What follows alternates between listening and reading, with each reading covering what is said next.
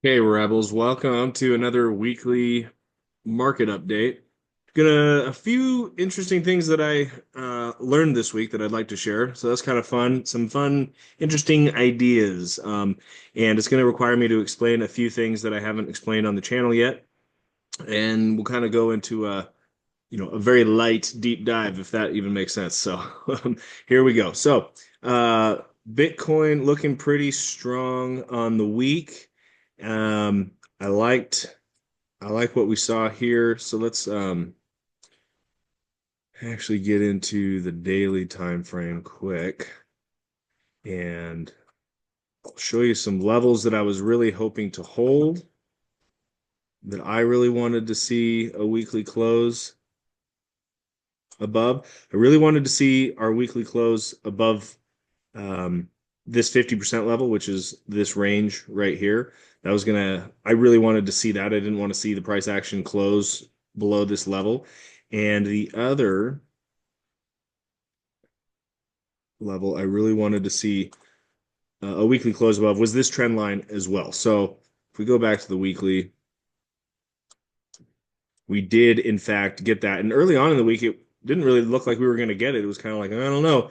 And so we had a nice, strong close here where we're above this trend line, above this 50% level. So now this does not confirm anything yet. We do need a couple weeks. I like to see, on the daily time frame, definitely several days above those levels, but we would definitely want another couple weekly closes above this level. And then, in fact, what would be nice is to start printing some higher lows on the weekly time frame.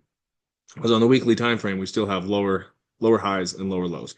So they're still technically in a downtrend. However, I did like seeing this nice push off of these tops right here. We had nice buying pressure come in right here, and you can see here that buying pressure was even a larger volume than the previous selling. So it's good to see some buying come in here. I like to see that. And closing above strong levels is also really nice. Let's see. Yeah, our next kind of target from here, we see this. This is a falling wedge. It's a pattern that comes up in the markets, and a descending wedge is typically a bullish pattern. And we see this particular pattern is playing out across a wide variety of altcoins right now. And I actually always forget about the falling wedge because typically there's other patterns in there as well. But over time, these falling wedges repeat over and over and over in crypto. And so anyway, a break to the upside would indicate, once it's confirmed, would indicate further upside. So, and then again, we have this line here, which is our overbalance in time and price for Bitcoin. It's about a $17,000 increase, and it coincides with these bottoms here in this 50% level. So to me, that's really going to be the confirmation that we're heading in the right direction. So yeah, I'm pretty bullish. I feel like this is quite possible that this was the low. We don't know that yet. Zooming into the daily time frame, you can see that we've broken out of this wedge pattern.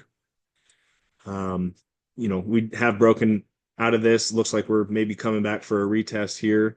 And yeah, so I like the looks of that. And we'll just have to see what this week brings. Also, this did happen over the weekend, and I don't usually get too excited about this. I mean, yes, it's breaking out right now. Um, but I guess that's something to avoid is seeing something like this, immediately thinking that you're broken out and you just, off to the races and you pile in thinking that that's the low. We really do want to see more confirmation, more trend confluence right now because we're kind of all over the place. Like we don't have any trend confluence between our daily time frames and our weekly time frames. And we would like to see some more confluence there to just give us more of an edge and more confirmation that things are looking like they're heading in the right direction. So, long story short, I think Bitcoin closed really well, and I really liked to see it close strong for the week. And we'll just have to see what this week brings. There's more economic data coming in, and the news is just crazy right now. So definitely expect more volatility. That's pretty much what everybody will say is expect volatility. And you can pretty much be right every time if you say that. So nobody really knows what's going to happen on this end of the chart.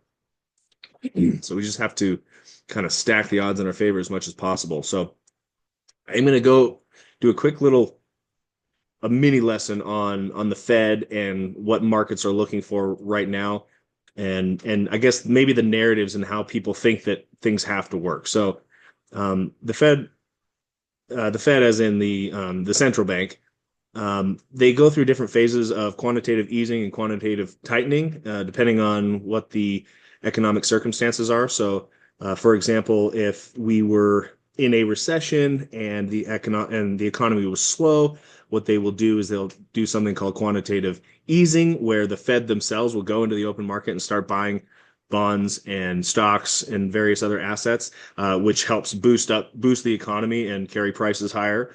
And when things get a little overheated, they'll do the opposite, where they will start selling those assets on their balance sheet onto the open market and then suppressing prices that way. So the Fed has a few levers in the way that they can kind of boom and bust, I guess, or expand and contract the economy as needed to meet their mandate of, what is it, 2.5% inflation and whatever their unemployment mandate is as well. But they have a few different levers how to do that. They can do that passively. They can use it by changing interest rates. They can do quantitative easing or tightening, basically just to expand and contract the money supply in the system to um, manage inflation and other things. So, what most people believe needs to happen is that um, we need to have easing in order for quantitative easing or lower interest rates for prices to go up. Because if they lower interest rates, then that incentivizes borrowing, which then is a form of credit creation, and then that money makes its way into the markets. So by lowering interest rates, people are more likely to borrow. Money is cheap. They're going to borrow. They're going to put it into equities and other investments, assets, things like that to get a return. And when interest rates are high, you're less likely to borrow money. So that's how they can kind of expand and contract the economy as needed. But so because of that, most people think that we need to have quantitative easing or low interest rates in order for markets to go higher. And I just want to show this really quick that is not exactly true. There are more levers and there's more to it than that. That's the whole thing with markets. Like, there's no one all be all. There's many different things at play that kind of control the weather, so to speak, or control the tide. There's tides and weather, all the rest of it. So they all play a role for sure. But you do not need to have low interest rates in order for the markets to climb. And I'm going to show you that right now. The Fed started hiking rates a little more aggressively, like right around here in May 22. And you can see that they increased rates, and we've had elevated rates this entire bull market. And it wasn't until very recently that they just started easing off the interest rates just a little bit. And that could have had something to do or played a slight role in this other expansion, but there's also global liquidity, things like that to think about. But I just wanted to showcase that what people usually say, or the narrative is, it's not the whole story, and there's more to it, and you have to dig a little bit deeper. Otherwise, you're just going to be sitting around. I mean, imagine, I guess just sitting around waiting and waiting. We'd have to wait for lower interest rates for the markets to climb. And it's like, well, if you'd have done that, you would have missed this huge run on Bitcoin waiting for the Fed to drop interest rates. So I just wanted to point that out. Now, if we overlay this with a different chart that I found, and I had never really known what the overnight repo was, but it's an interesting thing. So it basically is a safe haven for banks to park their capital, where they can give it to the Fed. The Fed's going to give them 5% or whatever it is. So in a way, it's a kind of a proxy to risk, whether we're in a risk on or risk off environment. If the banks are not willing to take risks, they're going to take their excess capital and they're going to shove it in to this reverse repo and just get a safe return on it. And then when they're feeling comfortable, they'll take that money out and start putting it into the marketplace, or doing whatever they're going to do, loan it out, and whatever their strategies are. So if they're willing to take risks, they're going to take it out of the repo. If they don't want to take risk and they're a little fearful, they're going to shove it into a safe place to where it can just make a nice, consistent return. So, all right, I've got to try to expand this thing here. So, yeah, it's going to be a little bit crowded and a little bit messy, but let's just go through this really quickly. And I haven't back tested this a lot, but after COVID is when we had like the most stimulus that we've ever had. I think we printed 40% of the money supply in a very short period of time. So you can see that this was basically the COVID event. And during that event, banks did rush in to the repo to try to as a safe haven. And you can see here too, the Fed aggressively cut interest rates basically to zero, which was part of that credit creation that that happened. And so we just printed an ungodly amount of money with low interest rates for a very, very long time, like almost zero interest rates, free money. Here you go. Borrow money, put it in the economy. So anyway, after a fashion, after a while, you can see right here, this actually is when the ISM peaked, which is the basically a proxy for the business cycle. The business cycle peaked right here, which is why Bitcoin stopped.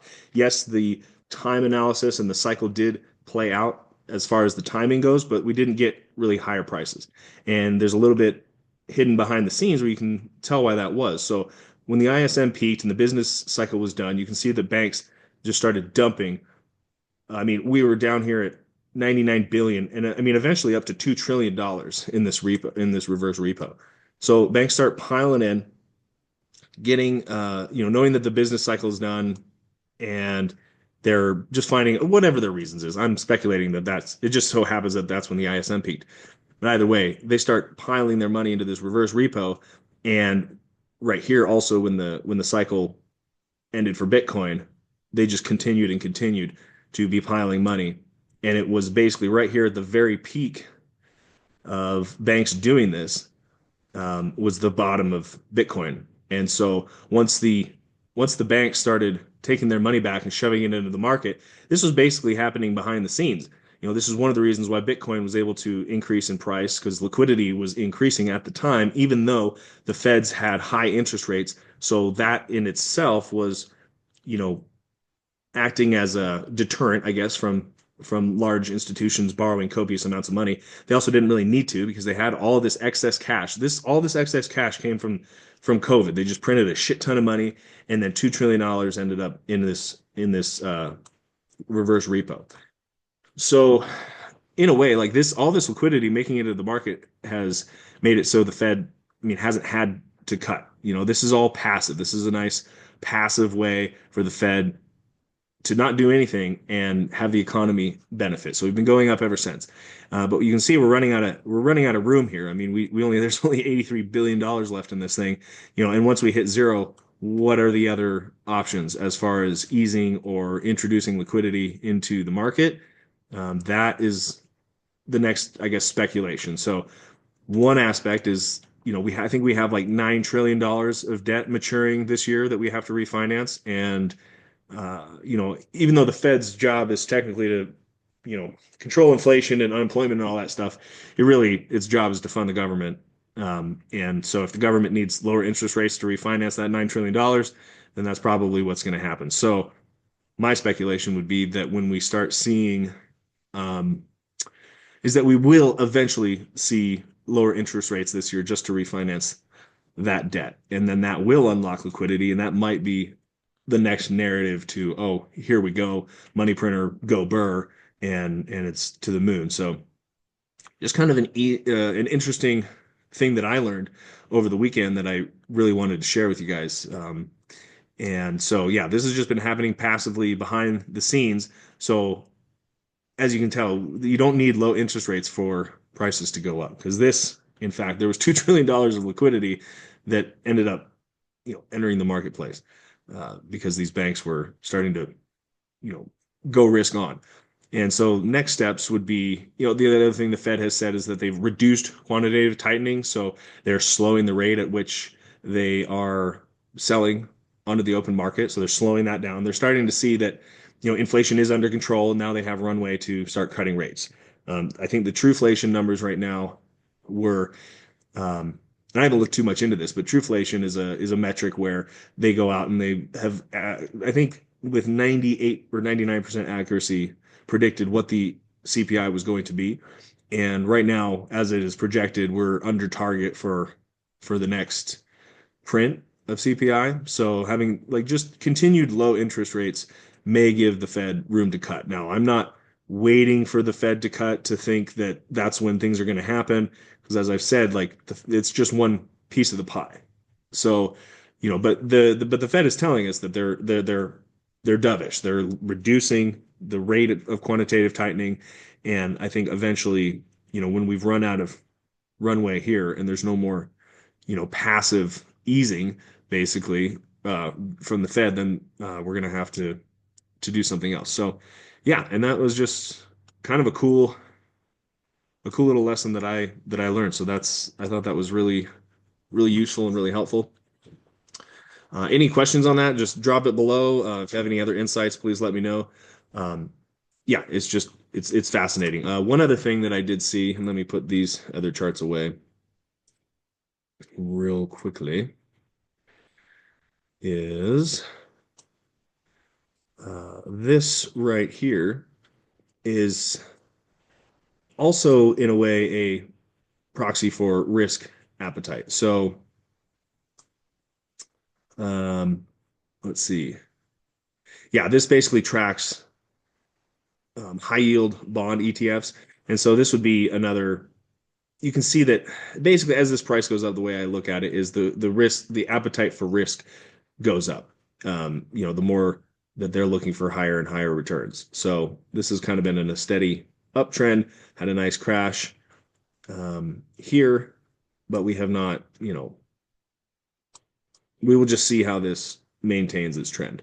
It doesn't look like the risk for appetite is completely gone because like we're in this nice little uptrend here. I'm going to do a little bit more research on exactly the mechanics of this, but again, I'm just looking for things that are somewhat of a proxy to risk taking. And so what we've seen so far is that banks are pulling trillions from the Federal Reserve repo, reverse repo, and because they're willing to take risks. And also over time, they are more and more willing to put them into these junk bonds basically for a high yield. It's higher risk. So, and in this tracks, I think this is an ETF that tracks those bonds basically. So it'll be fun to do some more. Yeah. So like right here, this is COVID, right? So obviously appetite for risk fell off a cliff, and then we went up into these sustained levels, which would have been the 2021 bull market, and then in the 2022 bear market, you can see that this also fell off a cliff. So it's just a very light proxy for risk taking is all I'm calling this right now. And we also have major, major, major buying volume here, like highest volume like fucking ever. It's like massive, massive buying came in right here. So while everybody else is freaking out, trying to figure out what the tariffs mean and this and that and everything else, you know, do we need to know? Like, I don't know. I mean, the reverse repo is saying that for the past, uh, year or more, almost 2 years, the banks have been willing to take all that capital and put it into the market, meaning that, risk is on. So, one other thing. Volatility index is pretty interesting. But again, typically these volatile areas mark the lows. Like this was the August low. Yeah, this is the March. Yeah, the lows of March in 2020. Basically COVID, massive volatility. But they typically, these giant spikes in volatility have historically marked lows. That does not mean that this is the exact low. And I also have more analysis to do on the VIX. It's not like nothing in the markets is like, if this happens, then this happens. You kind of just have to start taking a broader look and not trying to play macro guru or anything, but just what are the charts saying and what do the charts mean, right? So if we know that the reverse repo is somewhat of a proxy for risk taking, we can say that, oh, as this goes up, the appetite for risk is reducing. As this comes down, the appetite for risk is increasing. So now this has been happening a long time, and like I said, the thesis on this is that when you run out of runway and you just flatline here, and there's no more passive money that can come into the system, then the Fed might have to do something. Everybody was expecting rate cuts, rate cuts, rate cuts, rate cuts. So, but there was really no reason for the Feds to cut. One, they had all this. They had $2 trillion just passively entering the market, so they didn't really need to do that. They were also tightening, and so they were like maintaining that more hawkish stance, while in the background this was happening. So they didn't really need to, in my opinion. And now we'll just have to see how it goes. I mean, it looks like inflation is under control, and the way these fiat systems work is you have to it's like we already maxed out our credit card, and so we basically need to apply for a new credit card to absorb the debt from the previous card. And so this interest just keeps stacking up and stacking up and stacking up. And the only way to refinance it's not payable because I mean it's just not payable because there's not enough productivity in the economy to pay for it. And that's why, I think I forget the percentage right now, but I mean in our lifetime, 100% of our tax dollars will go to service the debt. So like 100% of all the tax dollars will just go to servicing the debt. Um, so it's a system that will get nuked eventually. But because of this massive credit creation, it also provides a lot of opportunity. So, and that's kind of like the liquidity game is really my bulk of my thesis. We're going to see more liquidity enter the market. The Feds now have a little bit of room to cut, and that will inject liquidity. Um, and then global liquidity is another thing. Like China's printing right now. So if I go back here to this 10-week lead on global liquidity here, we can see that we're just breaking fresh highs. This is the low in the liquidity index, somewhat around the low. And if you go back, at least just in the last year, this is lined up really, really well. People will go back and back test this and be like, oh, well, we had increasing liquidity, but Bitcoin fell off a cliff here. But if you go back and filter through, I believe, is it this one? It may not be this one. There's another indicator where you can actually filter through the different M2s, whether it's Japan, Europe, China, and those and see individual M2s. And there were signs here with different M2s falling off a cliff. So even though global liquidity was increasing for the US, other countries like Asia and Europe other countries like Japan and then Europe were they fell off a cliff here, which is kind of what ended that cycle. So anyhow, just a brief because some people will backtest this and be like, oh, it doesn't line up. Well, again, you kind of have to uncover a little bit of the layers and see like, global liquidity absolutely has a major effect. And it basically is the reason why this is happening because I'm going to have to go in more depth in other videos, but because when they print money, they debase the currency, we have to find things that um, outpace that inflation. So basically, people who are aware of this fiat game flee to assets. And then it's just the fastest horse wins. And right now, the fastest horse is Bitcoin and the NASDAQ. Um, and pretty much every other asset class is a break even with the inflation due to the debasement. So, anyhow, kind of going off track there, but nice, strong signs with Bitcoin, strong closes, more volatility to come. And we'll so far, it just looks like we're retesting this cup and handle pattern, ready to go higher. We already see the global liquidity is increasing. I've gone over a couple possibilities. Like I said, I'm not trying to play macro guru here, but I'm just showing what I've learned in the last few days that I think is really interesting to see. So we have lots of little things lining up that we might be in for more strength, but caveat being, if I can find the right chart, it's always special. Yeah, the caveat being we really want to see this overbalance in time and price for Bitcoin. Get above this 50% level, get above this trend line, and then we're feeling really, really confident. It just increases the chances. I mean, what's going to happen is going to happen. And we don't want to try to catch a falling knife and try to catch the absolute bottom. We really want to look for all the signs that the bottom is in that we can. One thing that I'm seeing in this chart too, just quickly while I'm looking at it, because there's all sorts of messy trend lines here that I want to explain here. A couple trend lines here from this top to this top projected out. We were holding above that for a while. We had a breakdown. So this is going to act as some resistance, which is why, again, it's better if this happens quickly, but it may not. We may grind around for a while and it just kind of slowly climb up.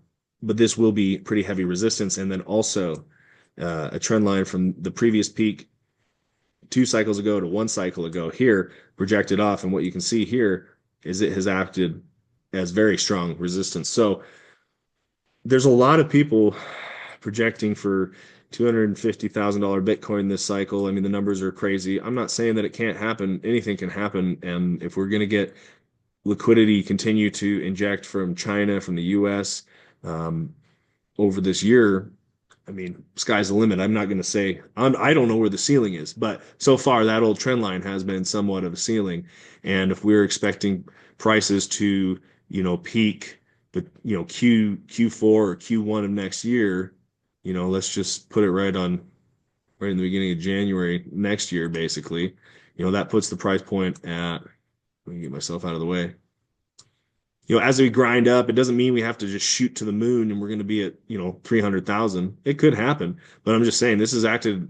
We're just going to have to keep an eye on this trend line. And if we're not able to breach this trend line over the course of the next, year or whatever, we may eclipse at like 130 Bitcoin, and would that make sense? I don't see why not. The reason I mention that is because everybody has their own price predictions for this and that. Oh, it's got to do this because the market cap of gold is that, and it's gonna. There's just so many theories and so much. It's just so much noise, and you don't know. Nobody has a damn clue. Nobody knows. I'm just saying, nobody has a effing clue what's actually going to happen over here. The best thing you can do is, from that I've seen, is study market structure, learn as much as you can about the different levers involved and what typically happens at the major peaks, the major lows, like, bear market bottoms and bull cycle tops. And like those are the major things to look out for, what typically happens. And you'll just be and also time analysis, and you'll be on the right side of the thing more than most, because as all this noise is happening, we just have these mechanical indicators of strength and weakness that we can look at every day.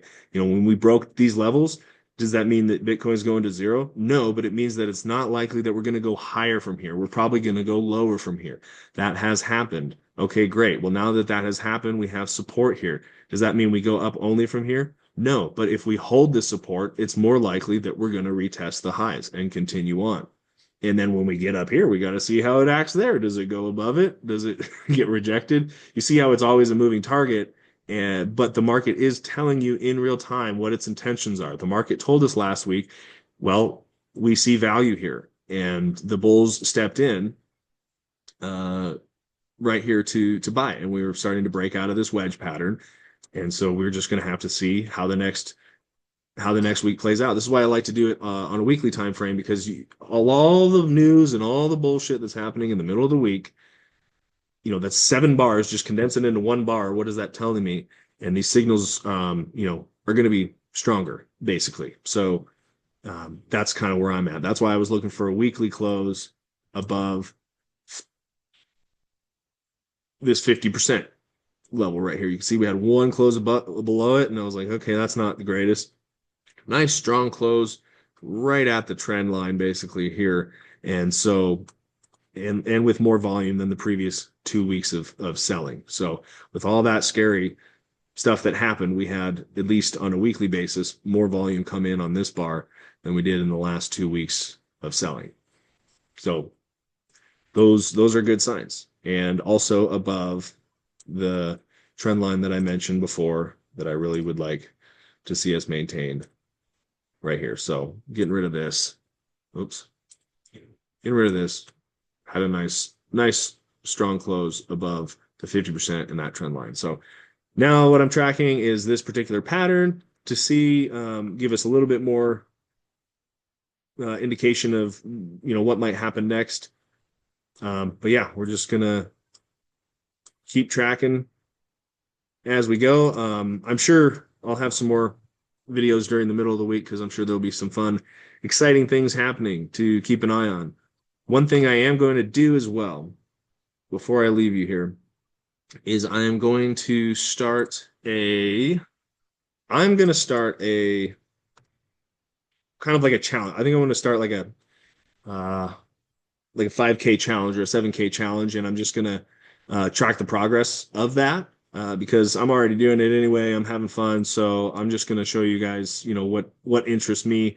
Why did I get into the things that I got into, and we'll just track it together. I'm just gonna try to use the next few months to make as much money as I can and take some profits from some of these larger caps and maybe find some other things that are running hot and um, you know get in for a quick scalp maybe over the next month or two, and we'll just kind of see what we can't do, and that'll show you how my strategies of kind of rotating capital between you know the less risky assets into the riskier assets and out and everything like that, and playing a little bit of you know playing a little bit closer to the market. But major opportunities coming in these uh, during these times. Bitcoin's going to have to lead the way, so that's the major thing. So, but anyhow, I do have an entry in Hyperliquid right around here. I think I probably bought it on support of like this 50% level or something like that, somewhere in there. There was also a good signal here, which is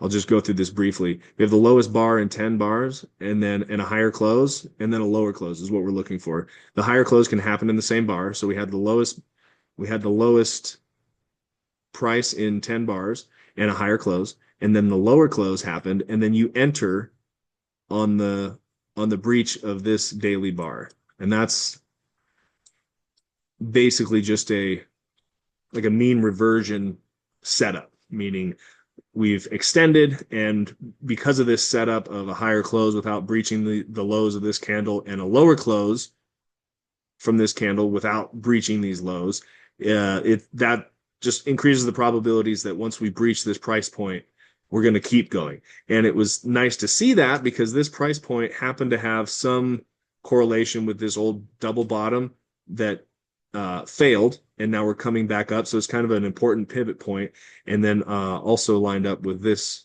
particular pivot point as well. So kind of a zone here that if we breach this zone of resistance, then we were likely, off to the races. It does not mean if that's not the bottom, that's not a big deal because, we just have a stop loss there and we get out of the thing. We don't know where the low is, but as far as I can tell, I think we're damn close, and I'm starting to fish for a bottom and see if we can't catch a bid. That's basically my philosophy on it. So anyway, got a levered position here, 2x leverage. So I think I have 35. I think actually I have $3,000 in this trade. I took some profits the other day when we were up here because we were reaching this resistance, and it's always good just to take skim little profits off the top. And if I want to put it back in as prices come down, then I can. So there's that. And then the other thing that I'm in is Beam, which is a gaming project. So this one's more leverage because I think it was like when the entry was like 20% or so. Yeah, I use 5x leverage here because basically if it goes against me 20%, we're breaching these lows and it's likely invalidated. And so, yeah, that's where I'm at with that. I think I bought back in here. So we were in profit for a little bit, in and out of profit. I don't really worry about that too much. If I'm wrong, it'll go against me. We'll get clipped out. I have very little money in this trade. Like I said, it was a 5x leverage, so I think I have like $300 in the trade. Not a big deal, but the position size was like 2 grand.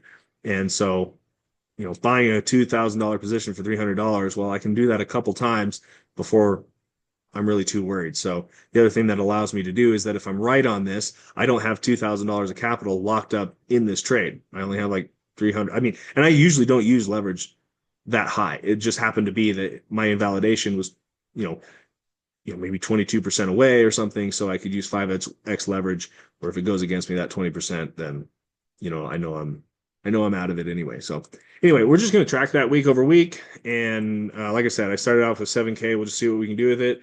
I'm going to keep it in hype and beam for a while until, like we can go through other charts and see that there's evidence that the entire alt market is, Bitcoin's done its overbalance in time and price. Definitely going to wait for that. But until then, we got a couple early we're just fishing right now. We're just fishing for a low, dipping our toe. I got maybe half of my capital in the market right now, which is probably pretty damn early, but I just happen to have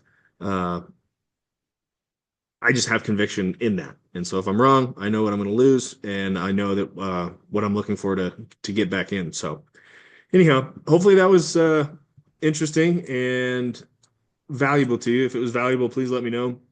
If you have any questions, please let me know. Drop it in the comments.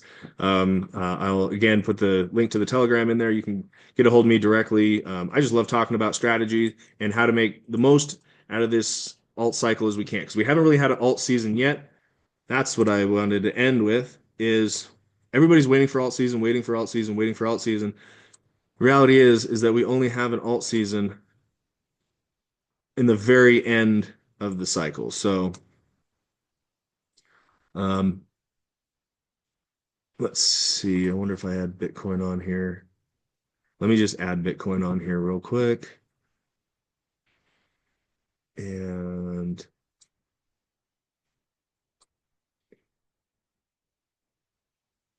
move to the plane below. And then I'm just going to mark Bitcoin's peaks real quick. And we will just see. And we can just see that before Bitcoin peaks, um, what's going on here? Wondering why I can't move that. That happened. Oh, here, regular. Okay, sorry. Anyway, really what I'm saying is that as you can see, there's kind of just a short window. This is the total two versus Bitcoin, meaning the entire altcoin market versus Bitcoin. And you can see that there's very brief periods I've highlighted in purple where the alts outperform. You know, that's 48 weeks before the peak here. I think it was 52 weeks before the peak here. And we're just going to have to see. Like, we're kind of entering this zone again. It's not going to surprise me if Bitcoin steals more of the show this cycle because it's the safest. It's proven itself. It is getting the most highlighted.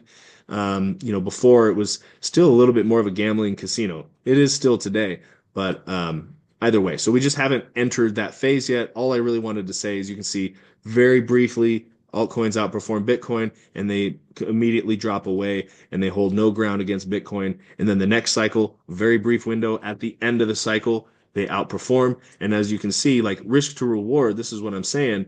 When do you want to get interested in alts? Do you want to get interested in alts when they're already taking off? I mean, it's more dangerous to get into altcoins up here, right? Because then it falls away. So during these low, quiet areas, during these lows is a better time to get positioned. So we will just have to see timing wise when do the alts take off? Um, we will just have to see. So that was what I wanted to highlight there is that's what we're basically just bracing for these little moves right here. That's where the outsized returns come. If you're looking to get more than your Bitcoin returns, small window, select very good quality, larger market cap alts that you can get, maybe a 2 to 3x on Bitcoin, maybe even 4x. So we'll go into more videos on how do you look for alt because there's a bazillion altcoins. So we'll go more into that. Maybe that's what I'll do this week is I'll just go through and just show you how can you because there's so much out there. It's like, what the hell do I buy? And we'll just go over some very basic ways to look for things. And the thesis is still liquidity. So it's pretty much throw a dart at something and it's going to go up. You don't know which one's going to perform the best, but you know that liquidity is coming and it's going to drive prices up. And so even if you're the one you choose doesn't perform as well as something else, eventually profits will be taken from that and people will be trying to find another place to put it.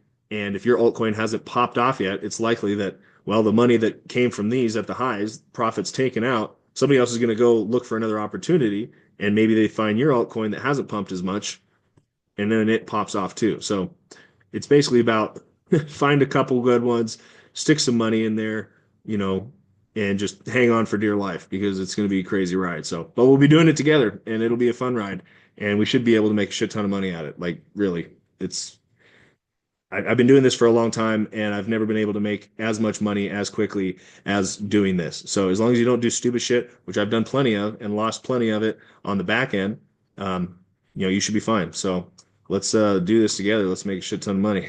All right, later, guys.